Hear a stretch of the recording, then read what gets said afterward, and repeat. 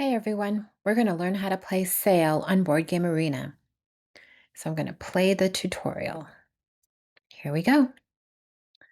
Let's learn how to play Sail. This tutorial exists thanks to Nikon Yancer. So thanks, Nikon Yancer. Start. You and your partner are sailing a pirate ship through Kraken-infested waters. Can you steer her safely to shore? In Sail, players will take turns playing cards in a series of mini rounds called tricks, making this a trick-taking game. Depending on the cards played in each trick, the pirate ship can sail onward, attack the Kraken, get attacked by the Kraken, or even get pulled ahead by a mermaid. If the players make it safely to shore by the end of the fifth round, they win. If they are too close or take too much damage from the Kraken, they lose. At the beginning of each round, each player must select a pirate. Each one has a different special ability. You can hover over each one to see what they do. I'll hover over them. So we're going to select this pirate. Both players have chosen a pirate, so BGA dealt a hand of 9 cards to each player. As you can see, cards are numbered from 1 to 9 and come in 3 colors, blue, green, and gray, making a total of 27 cards. So we have blue, green, and gray here. BGA also placed 6 cards in the Kraken deck, right here, along with a special numberless Kraken card. The Kraken deck represents our pirate ship's structural integrity. We can check the exact contents of the deck at any time by clicking on it. The remaining cards are placed here, forming the player deck. Before we start playing tricks, each player must select a card in their hand. When both players have done so, the cards will be exchanged with each other. However, our pirate's special ability allows us to look at our partner's selection before selecting one of our own. Let me mouse over. Yep, there we go.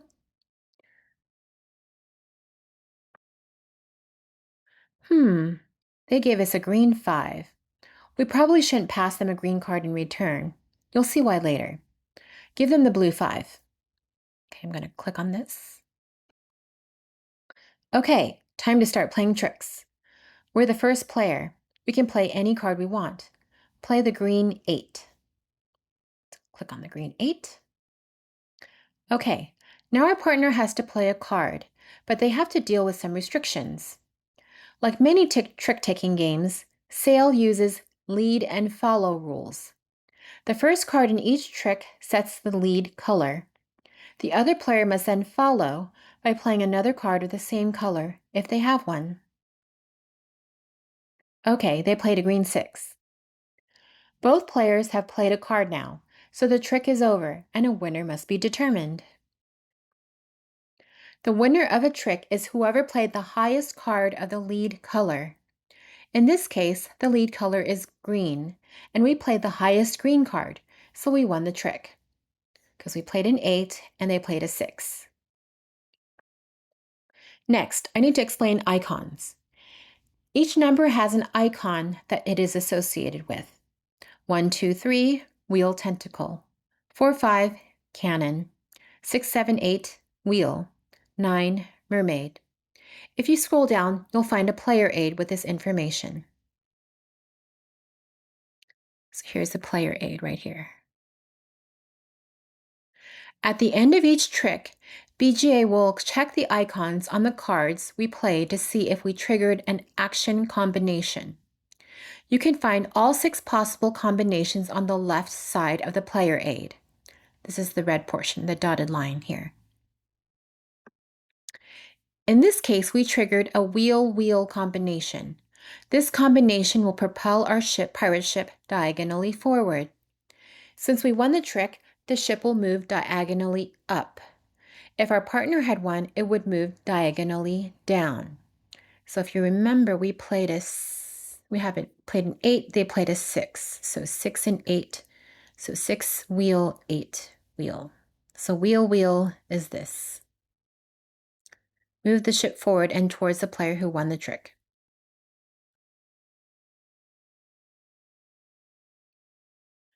We're on our way. Arr, smell that salty spray. Makes you feel alive, me hearties.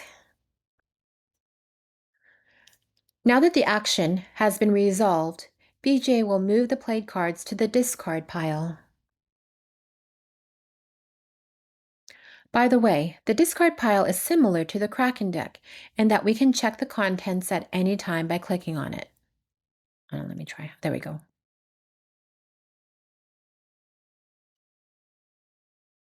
If you forget who steers the ship up and who steers it down, you could check here when there isn't a card in the slot. See the arrow here. Okay, that was one complete trick. Since we won the trick, we must start the next one. Play the green 5.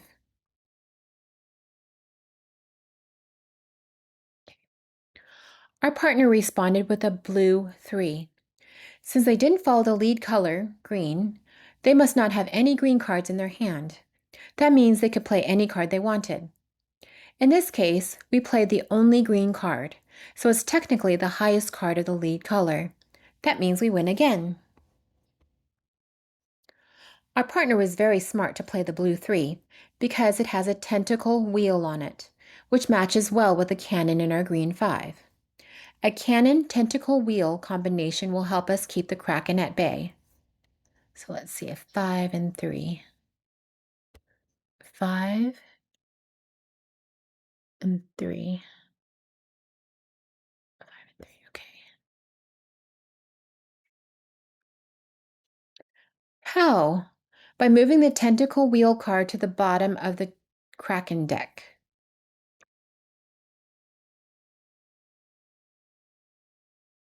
Remember, the Kraken deck represents our ship's structural integrity. By adding a card to it, we basically gained health. So we made our ship stronger. There are 2 combinations that will result in us losing health. Wheel, wheel, tentacle. Our ship will move 1 space diagonally, but the top card of the Kraken deck will move to the discard pile. Wheel, tentacle, wheel, tentacle. Our ship will move 1 space diagonally, but the top 2 cards of the Kraken deck will move to the discard pile. We should try to avoid those combinations whenever possible. So wheel, wheel, tentacle, wheel, wheel, tentacle, and wheel, tentacle, wheel, tentacle. Okay.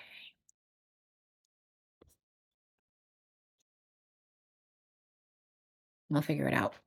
Okay, next trick. Let's try and make a mermaid-mermaid combination, which moves the ship 1 space straight ahead. That's as good as 2 diagonal movements. It's a little hard to pull off though, since 9s are the only cards with mermaids on it.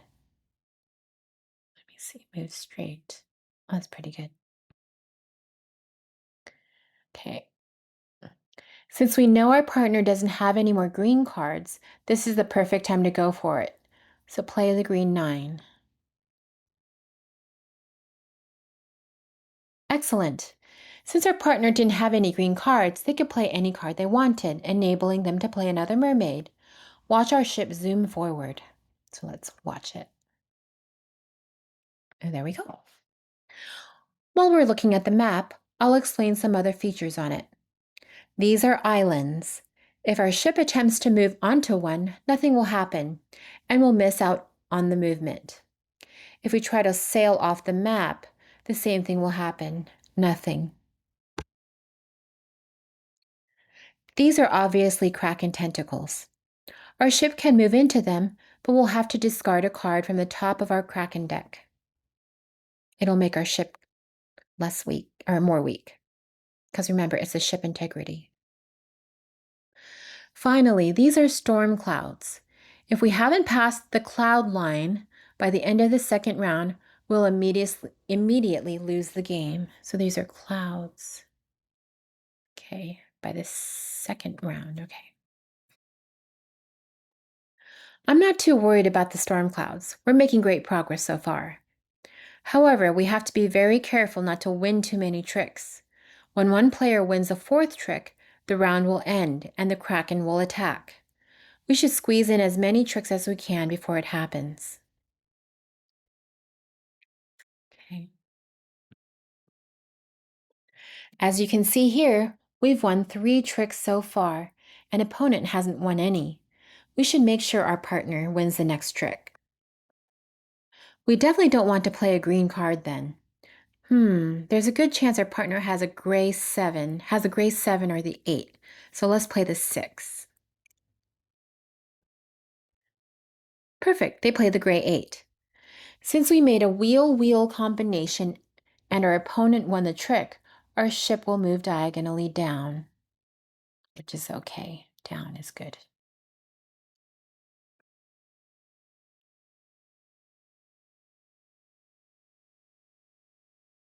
And since they won the last trick, they must start the next one.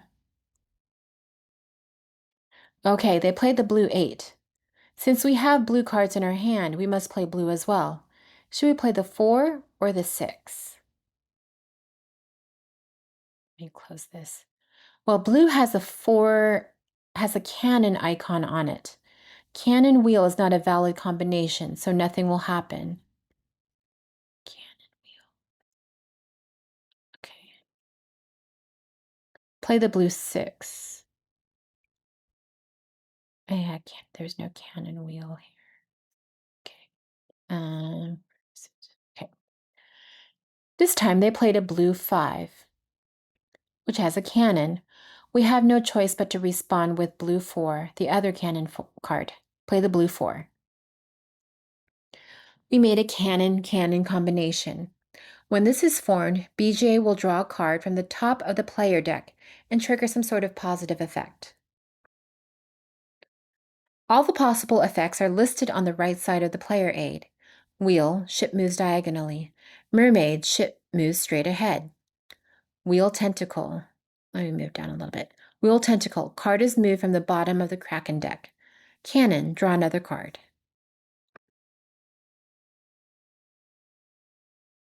It's a wheel tentacle card. Cool. That means more health for our ship.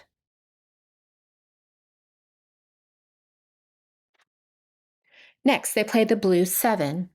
We don't have any blue cards. We don't have any blue cards, so we can play anything we want. Unfortunately, all we have are cannon cards, and wheel cannon doesn't do anything. Oh well, play the green 4.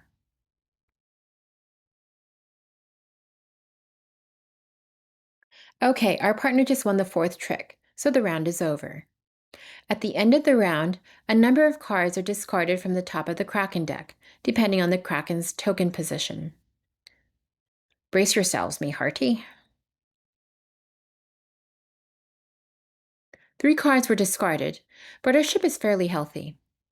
Eventually, the special Kraken card will be discarded. Right now, it's a 3rd card from the bottom. When that happens, the Kraken token will advance, making the Kraken even deadlier.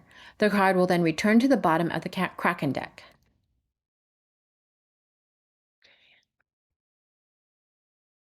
If the Kraken token reaches the skull space, right here, I think, or if the Kraken card is ever the only card in the Kraken deck, we'll immediately lose.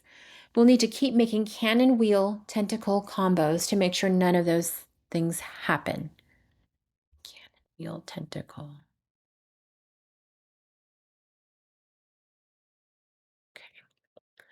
The Kraken's attack is over, so we moved on to round 2. Let me move up. Some storm icons and lightning bolts appear to remind us that we need to be past the cloud line by the end of the round.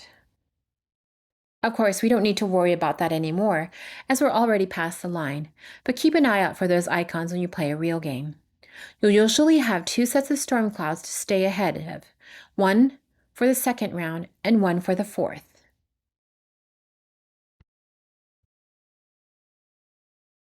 As part of the setup for the new round, BJ collected all the cards that weren't in the Kraken deck and dealt a new hand to each player. Just like the first round, we must start exchanging a card with our partner. You already know how to do this, so I'll skip through it. And now the players will play tricks again. I'll keep fast forwarding.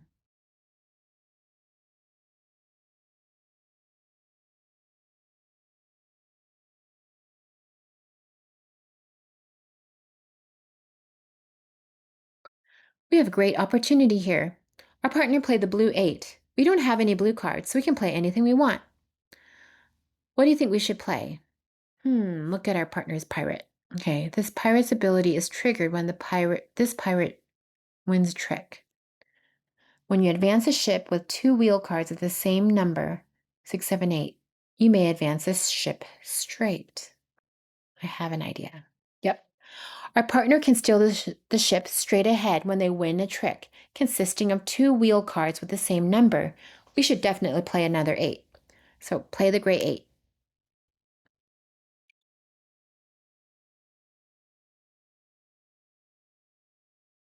By the way, it is possible to miss the goal. If we sail diagonally down to F9 and then a mermaid pulls us forward to F11, it will be impossible to reach one of the goal spaces. We will lose the game.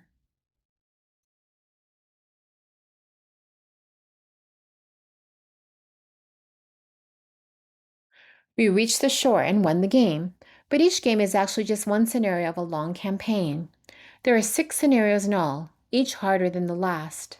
Click on Continue so we can see what the next scenario looks like. As you can see, it's longer, has more tentacles, and features 2 sets of storm clouds, one for round 2 and one for round 4.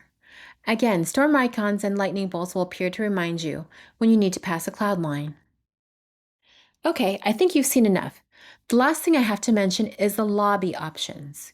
You can control the start player, whether you play one scenario or a whole campaign, which scenario you start with, whether the game allows for discussion between rounds, and the Seafarers expansion. The Seafarers expansion adds 6 more scenarios, 4 new pirates, and 3 different tiles to the map. Whirlpool immediately moves the ship onward in the same direction it was already going. Allyship immediately move a wheel tentacle card from the discard pile to the Kraken deck. Crow's Nest immediately exchange a card with your partner. Thank you for playing through this tutorial for Sail. If you have any questions or comments about the tutorial, feel free to send Nick on Answer a message. Big thank yous go out to Akiyama Koryo and Koza Yusei for designing the game, All Play for publishing, and UFM for bringing it to BGA. Have fun. So have fun, and thanks for listening to this tutorial read. See you later.